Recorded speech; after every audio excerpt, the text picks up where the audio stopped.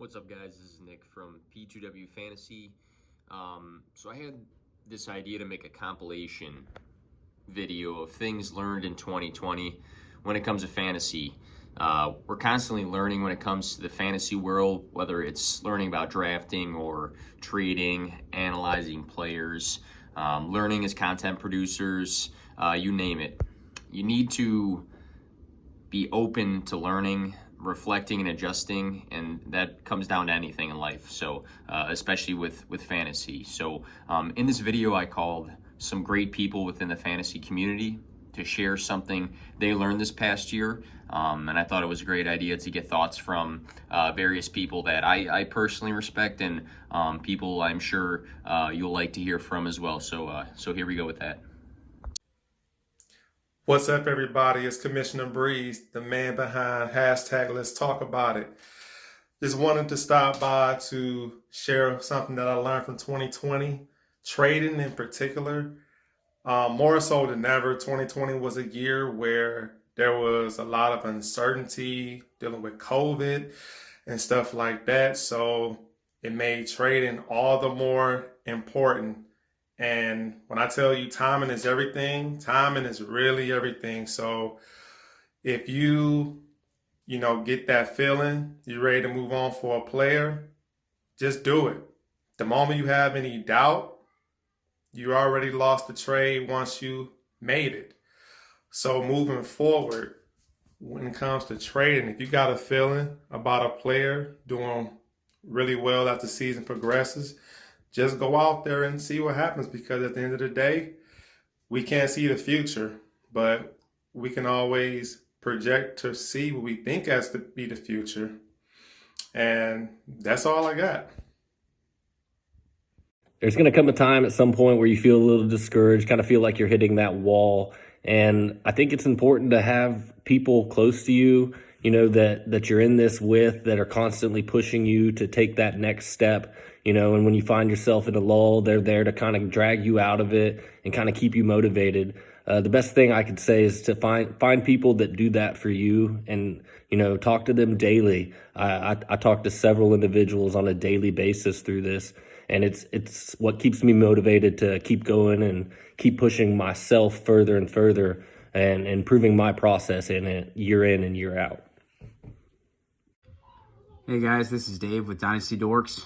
Just want to talk a little bit about content creating and stuff that I've learned.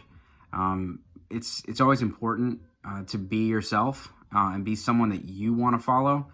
I know everyone's kind of worried about followers and things like that. That stuff just comes. Don't try to force it, but just always be someone that you want to follow, and others will want to follow as well. Don't be a football snob. There's a lot of really smart people out here, and I see a lot of people getting in arguments and putting people down. And at the end of the day, people don't want to follow people that are, think that they're the only person that knows football or knows what they're talking about. And as far as content, just be creative. Make sure you're putting it everywhere. Share other people's content. They're not going to share your stuff if you're not going to share theirs. So just make sure that you're being a team player out there, and the community will get your back. So good luck to everybody, and happy off season. What's up, everyone? This is Jacob Dunn, aka at Ain't Done Yet, for those of you on Twitter, which I hope you are. I wanted to give you guys some fantasy advice on something that I've learned this season, and that is get your tight ends early.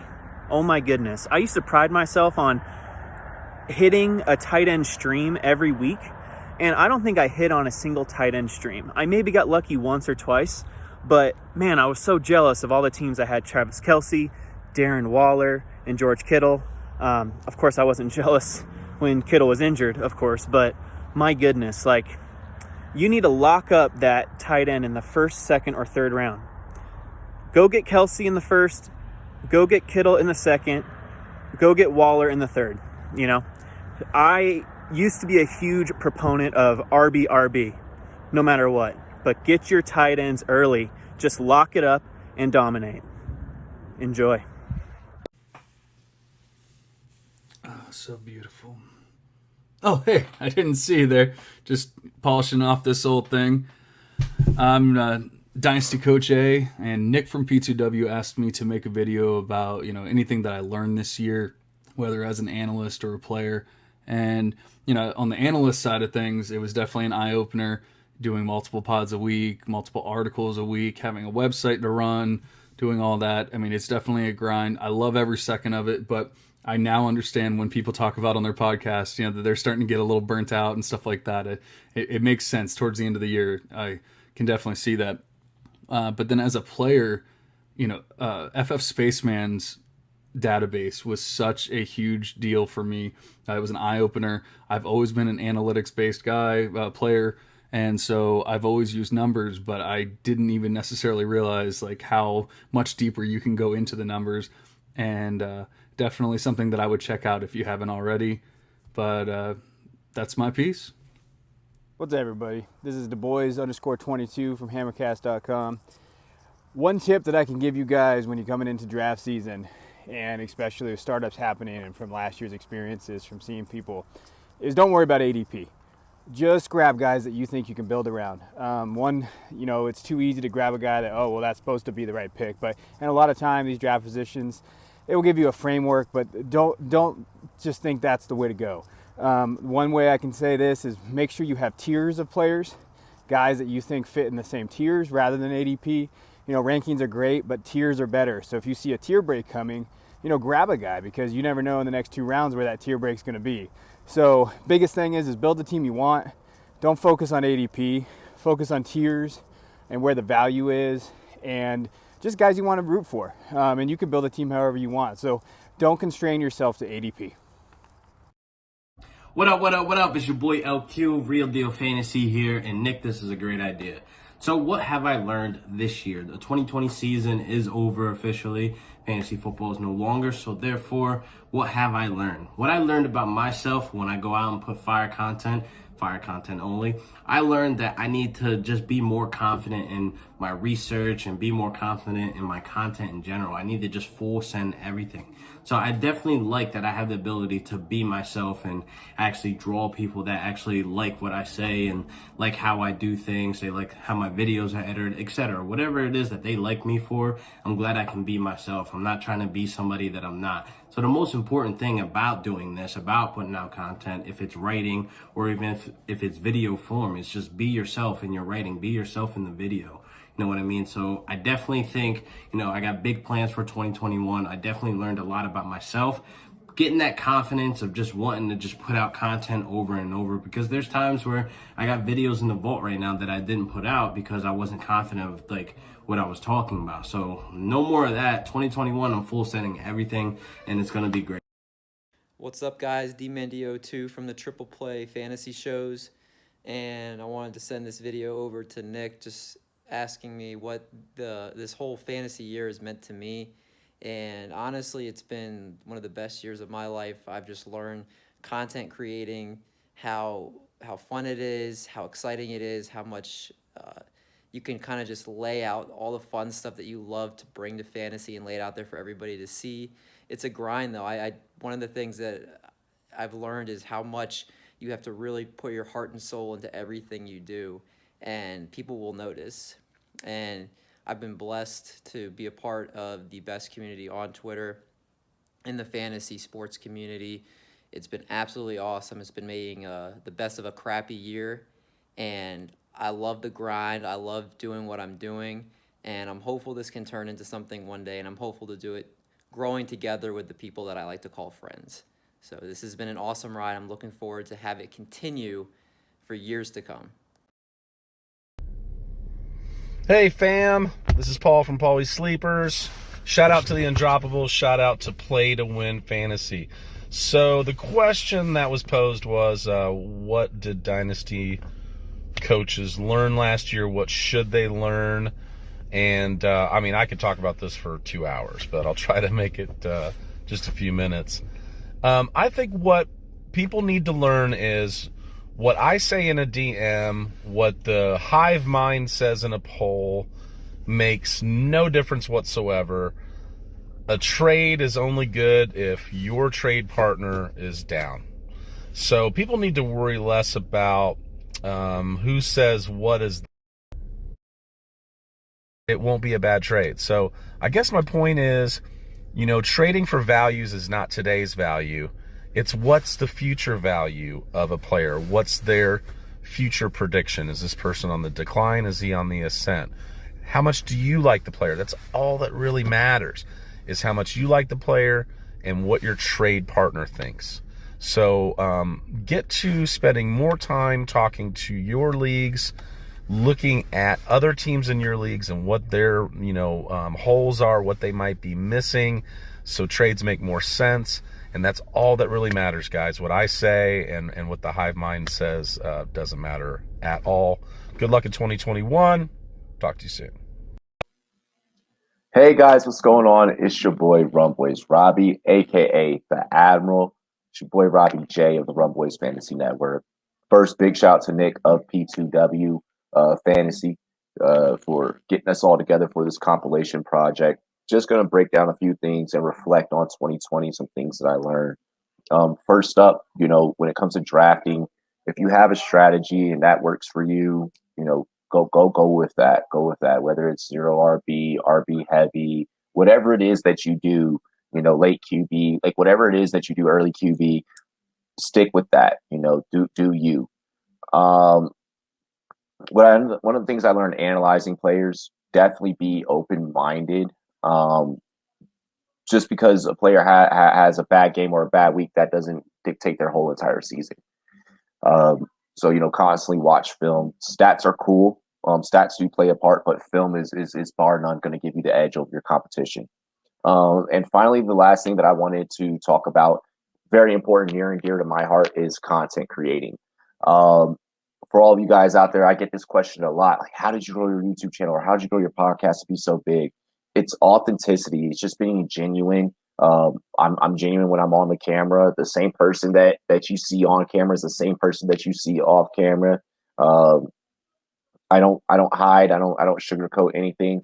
Your audience is gonna know. They're going to know if you're being genuine, if you're being authentic, if you're trying to play a character that isn't really who you are, if you're pandering, so to speak.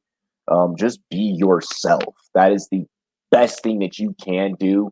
If you're into G-rated commentary, be G-rated, be clean. If you're raunchy, you're R-rated, and that's your stick, that's your thing, do that. Be you. Don't ever try and be something that you're not, because the people are gonna know and they're gonna call you out on it. The more real that you are with your audience, the faster that you're going to grow. Cheers to me. Cheers to you, all the rum boys and girls. What it do? Dilly Dilly, Nick, P2W. I appreciate you guys. Dilly Dilly. Peace.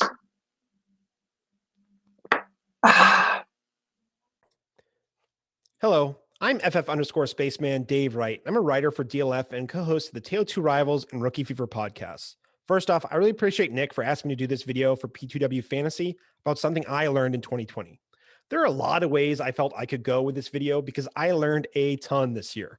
I'm coming up on my 1-year anniversary of creating fantasy content, but I learned a lot about value this year. I learned that listeners, followers, or people I interact with value information that teaches them something new, or they value stats, databases, or spreadsheets that provide them with the tools to learn something new themselves. I often ask myself, what value is this tweet, interaction, or conversation I'm having for the people involved? I learned a lot about stats and metrics that I value as well. I want stats like market share, yards per attempt, Whopper, target share, yada, yada, that are not only good at describing what's going on, but are also good at predicting future performance as well. But most importantly, I learned a lot about the value of the fantasy football community. The value I receive every day from learning something new from the best and brightest minds in this fantasy community can't be measured. The value I receive or reciprocate through my friendships and relationships I've formed in the last year as part of this community has had a profound effect on me personally and is something that I'm extremely grateful for. Also, the value of charity and how much I valued my experience as being a small part of the SFB Podathon that raised $40,000 for Toys for Tots and the Equal Justice Initiative. It's just been it was a highlight of my fantasy experience this year. I cannot express that enough. But also, I just learned about what I value and I hope that I can pass this along to anybody who's watching. I'm not sure I would have come out of 2020 with a smile on my face if it hadn't been for what the fantasy football community has done for me this year. So thank you, Nick, for being a small part of my fantasy experience. I value it, and I hope the people here watching do as well. What's up, everyone? It's your boy Tommy Moe from the Undroppables, bringing you my biggest lessons learned from 2020, biggest thing to remember going into 2021, is that this was an exceptional year. 2020 was the exception to the rule. Okay, so some of these players that didn't perform as well, that you're already fading, that you're already dropping in value, be careful, because they could bounce back big time. We didn't have a preseason. We didn't have a normal year at all. People opted out from the entire year. That affected the team in many ways that we didn't really see in fantasy directly, but they had an effect. And so when you go into 2021, don't fade those players too hard. Don't listen to the noise, okay? Evaluate the talent, evaluate the player, take into account the situation they were in last year, because they could bounce back big time. Remember, it sucks to suck, so let the Undroppables help you out. Peace. What's up, everybody? It's your boy, Troy King. You can find me at TKingMode on Twitter.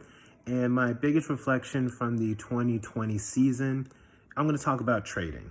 Because originally, I've always been the type of trader where sometimes I would try to win trades or try to make it even where I don't overpay.